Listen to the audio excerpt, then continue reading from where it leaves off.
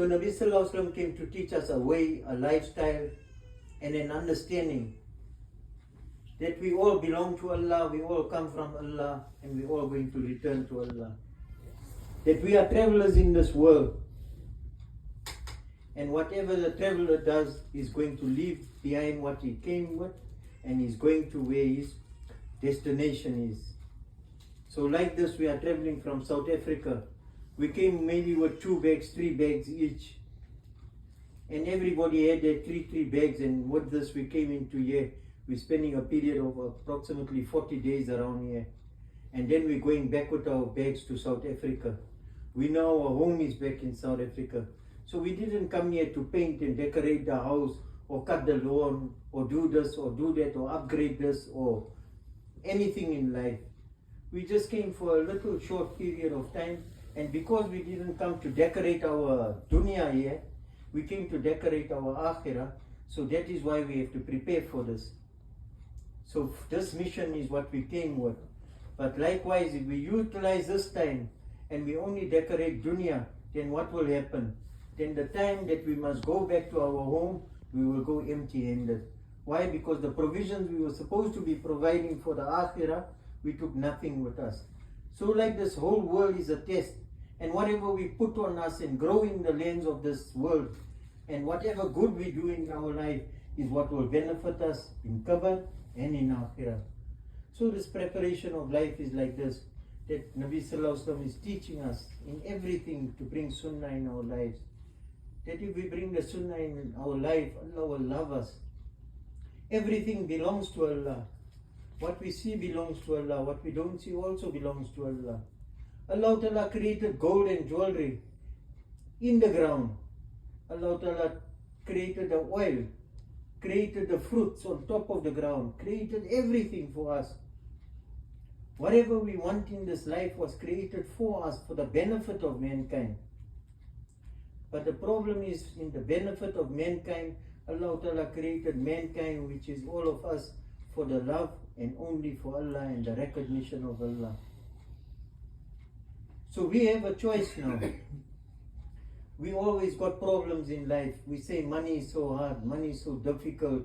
I'm living in accounts, I'm doing this, I'm doing that. There's answers for every solution, for every problem. Allah Ta'ala has given an answer. The problem is not in the shortages of what Allah Ta'ala's treasures is.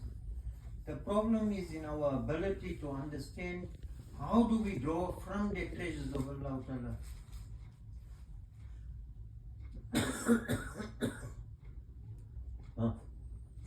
So this is our whole preparation in this life. How do we draw from Allah's treasure? What did Nabi Sallallahu Alaihi Wasallam come to teach us? What was his teachings about? He came to teach us sunnah, beautiful sunnahs, the miswak.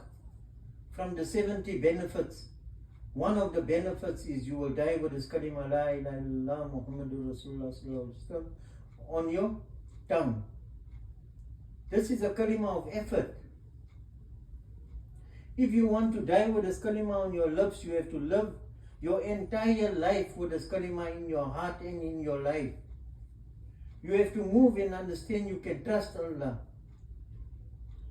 He came to teach us salat. He came to teach us how to bow down to Allah Ta'ala, how to take our head and nose. Apart from the 5 daily salat, there is extra salat, salatul hajat. Oh Allah, this is my need. This is my request in life. 2 rakat salatul shukr. Not a day supposed to pass in our life without making shukr to Allah. Look at the things on us. Imagine a person with no hand. If Allah Ta'ala only gave us one hand, how will you make istinja when you only have one hand? Imagine the difficulty of life. Imagine the difficulty of a man who only has one leg or no legs. Imagine the difficulty of somebody who has to go on dialysis.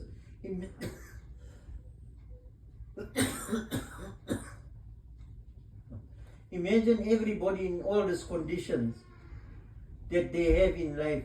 Imagine Allah Ta'ala favored us and allowed us to be here in a proper and 100% way. So utilize our health and our wealth and our time most profitably. Where? In the way of Allah. So like this, our Jamaat came from South Africa. How many hours it took us to come here? How many hours? Imagine. More than plus minus, if you take total traveling hours with a plane alone, is plus minus 22 hours. So we travelers, we coming here and we are going back. So what kind of gifts can you give a person that is going back, that traveled us 22 hours, 24 hours to come here? That's not besides the time that you take to get ready to go to the airport, another hour to go to the airport, come to the airport, wait another 2 hours for the ticket, go from there another 2 hours back to the place of where you're going to. Imagine how much of travel and how much of time is taken. So like this, we have to prepare and understand what our Allah wants from us. That this whole deen we are moving for Allah. That we belong to Allah and we want Allah's recognition so we can draw from Allah's unlimited treasures. Going in the path of Allah is so beautiful. Nabi Sallallahu Alaihi Wasallam taught us that not only the dust particle that touch the body, not the smoke of Jahannam won't even touch that part of the body, not even the fire of Jahannam that will touch that part of the body. Whatever difficulty you have, you can raise your hands to Allah, because du'as are accepted like the du'as of Anbiya alayhi salam. So like this, all these things we must get ourselves ready for. And then bring knowledge into our lives. Understand, what does my Allah want from me any moment in my life, or every moment in my life? Imagine at the time of Azan is going, must I still play with my WhatsApp? Must I still do this? Must I still do that? Or must I drop everything and bow down to the command of Allah? This is the command for this moment, that the Azan is going, nothing take importance. Not the husband, not the wife, not anybody. If the cooking is on the stove, it must go off the stove, off, switch off. You now belong to Allah Ta'ala. You have to go down and bow down to Allah. This is your first thing to do. You have to learn taqwa and talk to Allah. And now when you're talking to Allah, you thank Allah for all the good things in your life. But you also ask one day shukr to Allah. After making shukr, you ask from Allah, Ya Allah, this is my necessity, this is my worry, this is my concern. Can this happen this way? Can that? Make mashwara with Allah. Allah will guide you to the best of your ability. When you have Allah, you have everything in this life. You have no worry in this life, because you're going to be alone in your own grave. Not even your own husband or wife is going to be with you in your grave. That's why an intelligent person is that person who can prepare for his death, but before he dies. So like this, we learn what my Allah wants from us, and we bring in our hearts the zikr of Allah. What is the zikr of Allah? The remembrance of Allah. Every moment in our life we must be conscious of Allah. Whether you enter a toilet, read the dua to enter a toilet, exit toilet, enter house, salam loud, kul huwallahu. Bring all these things into your life, which is most important in your life. If you have Allah, Allah, Allah, Allah, in one breath, how many Allahs can you say? Bring Allah in this heart of yours. When you bring Allah in your heart, you bring your heart alive. You bring your heart with happiness. Thoughts run out of your mind. When Yunus alayhi salam was in the belly of the whale, he was in 3 layers of darkness.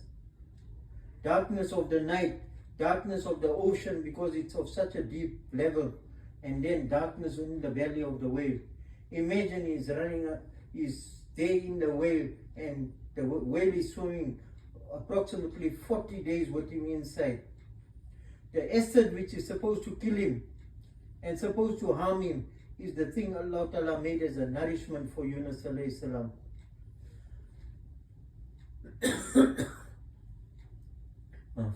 In his state of depression, Allah Ta'ala is telling us in the Quran that he was in a state, Yunus alayhi salam was in a state of loneliness. He was in a state of sadness, and he was in a state of depression. But he never gave up on Allah Ta'ala. He started reading and making the zikr of Allah. La ilaha illa anta subhanaka inni kuntu minaz zalimin. And as time went by, Allah Ta'ala freed him from the belly of the whale. And everybody seen the day he was swallowed by the whale, and all the people that came to the shore was waiting and looking to see if they're going to see the remains of Yunus